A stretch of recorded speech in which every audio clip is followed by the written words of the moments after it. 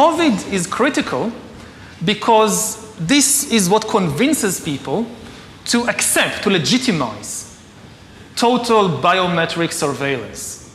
If we want to stop this epidemic, we need not just to monitor people, we need to monitor what's happening under their skin, their body temperature. Like we walked in here, we had to go through a body temperature test. Now they're using it to see whether you have the coronavirus. But exactly the same technology can determine what you think about the government. You know, anger is a biological phenomena just like disease. It's not some spiritual thing out there. It's a biological pattern in your body. With this kind of surveillance, I mean, you watch the big president, the big leader, gives a speech on television. The television could be monitoring you and knowing whether you're angry or not, just by analyzing the cues, the biological cues coming from your body. Are you angry about what you hear? Are you frightened? Are you bored?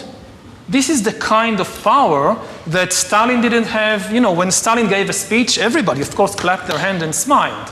Now, how do you know what they really think about Stalin? It's very difficult.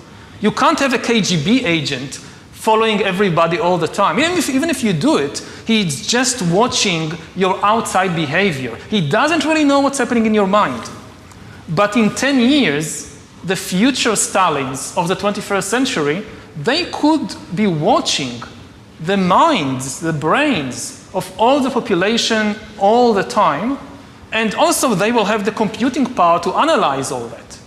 You know, it's not just having an agent following everybody all the time. The agent in Stalin's days writes a paper report, and you have these millions of paper reports piling up in Moscow. Somebody needs to read them, to analyze them. That's impossible.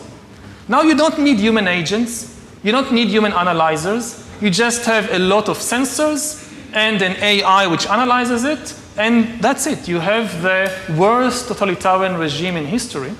And COVID is important because COVID legitimizes some of the crucial steps, even in democratic countries.